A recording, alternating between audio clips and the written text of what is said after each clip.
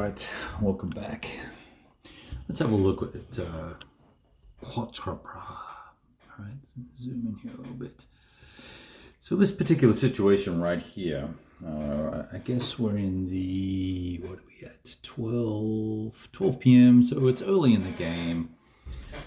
And I'm still working through the rules, so every specific action I'm doing a rules reference and making sure that I'm attempting to play it correctly.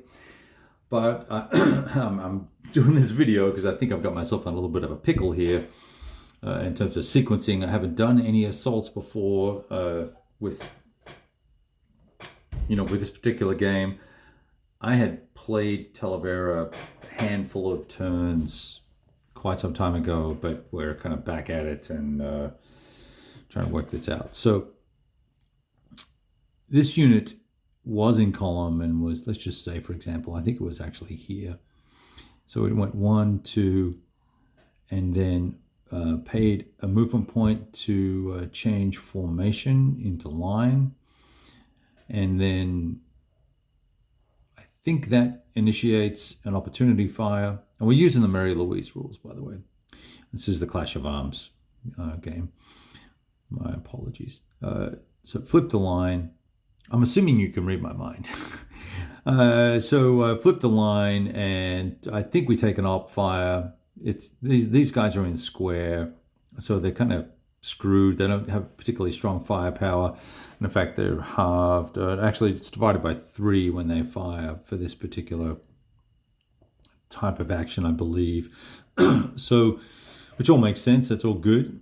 I had originally started moving this unit up to charge this formation that was in line, and it elected to go to square, which is probably not a smart choice, but I'm doing this for a reason, just to see how the mechanics work. So we did that.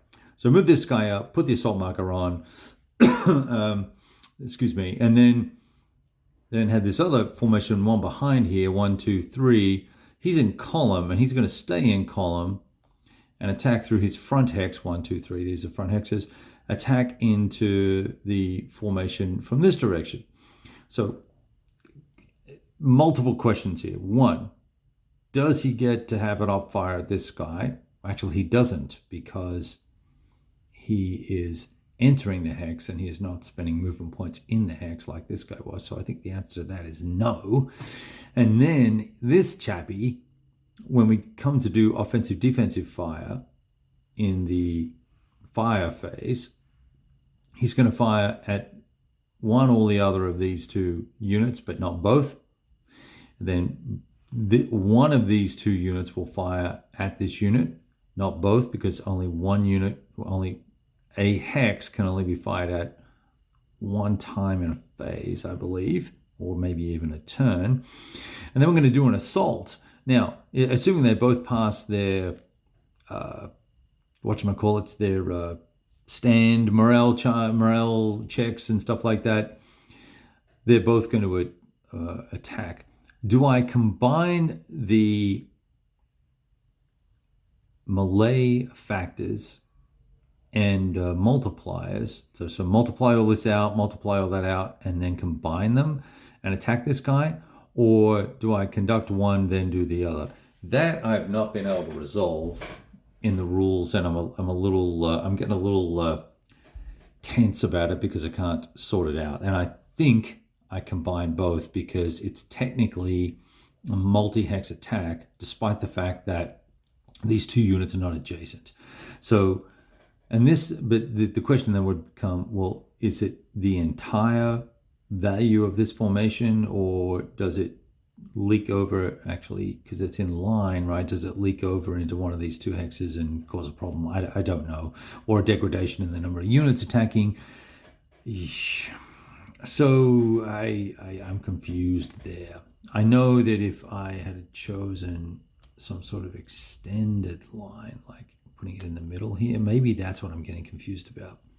See, extended line there would change would allow everyone to be included. And I think because I'm just using a regular line versus extended, that we're going to be okay.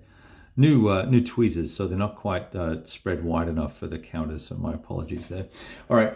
So if you're a La Bataille player and you have played with the Mary Louise rules or played with any of the friggin' rule sets for the game, and you have an opinion on this, I would love to hear it. So please share this video with your friends. Ask them to chip in and help the poor hapless Aussie work out what the hell he's doing. I did my offensive fire with this guy, at this guy from here, from this hex, and put a step loss on them. Think I got those calculations right. There's some funky little bits in the charts. I don't know whether I'm multiplying things by 2 and then by 2 again and then halving it or whatever, but it is what it is. So here we are. I'm going to kind of pause my gameplay until I get resolved with all of this, and we'll work it out from there. And I think I've moved everything else, so we'll then turn over to the allied turn, and I think they might have some reinforcements. I'm not sure. I think they're coming soon. All right, adios.